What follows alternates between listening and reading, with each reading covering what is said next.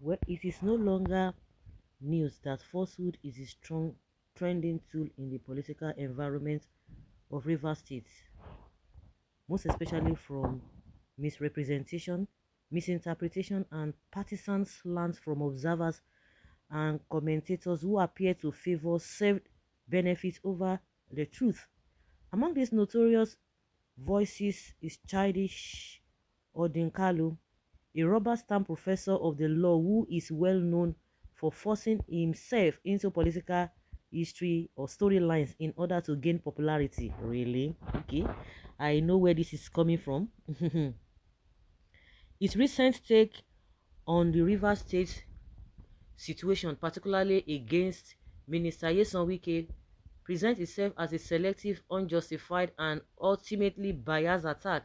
It is important to put the record straight on the true tale of Wike's contributions in Rivers State, thereby revealing the partisan force driving this false narrative being peddled in the media in courtesy of Governor Sim Fubara.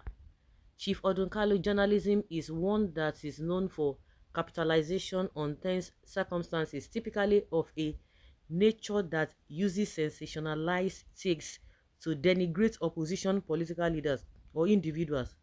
He has historically supported the People's Democratic Party (PDP) and has gained popularity by skillfully inserting himself into disputes under the pretense of social justice or a fight for the oppressed.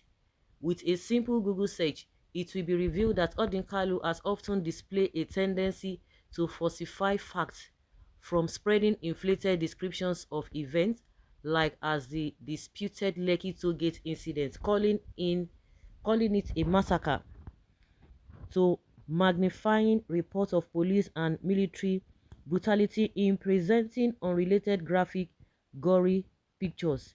In the current situation in Rivers State, Odinkalu's reportage against Wike is a narrative that lacks depth, content, context, and credibility in all ramifications. He is not just the only one Fubara has employed to push a false narrative on the personality of Minister Wike. We saw the likes of Falana and co. These are people who are readily available to the highest bidders in using their professionalism and are a warfare of political attack and insubordination. Putting the record straight, Wike's term in Rivers State has been one that is defined by a revolutionary project that has birthed a new regional governance standard, one he has built from his political young days. His vision was clear: creating growth in vital sectors like infrastructure, education, agriculture, and security. Contrary to the opposition's assertions, Wike's donations to the judiciary were not intended to control or influence legal processes, but rather were part of a larger strategy to encourage institutional development all around. We hear you. Why you no donate to professors? Why you no donate to the teachers? Why not doctors and nurses? Why be saying a judiciary?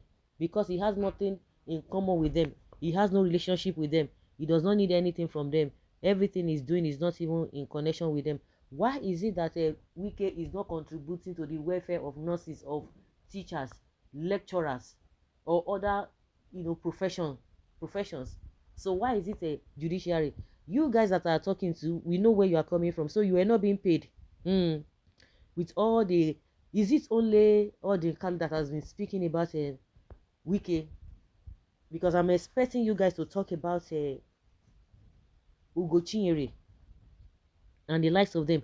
Even Falana too. Okay, I'm sure it was Falana that spoke about the donation or whatever Wike is doing to the judiciary. Yes, he spoke about that. Okay, that's why these guys are so worried about this statement coming from this gentleman. You can imagine.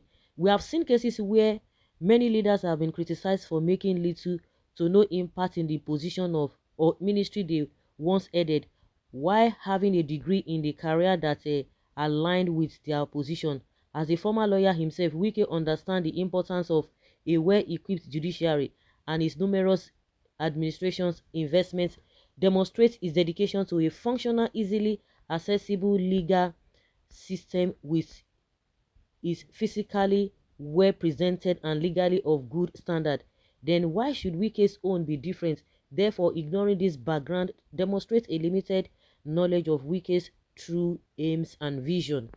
In their unreasonable critique of Wike's support for the judiciary, Odinkalu and his cronies conveniently ignore Wike's other efforts while accusing him of improperly supporting judicial institutions and making unnecessary donations.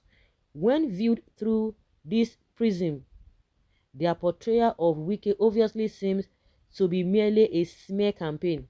Odinkalu and others noticeably remained silent when donations were given to educational initiatives, agricultural projects, and security groups.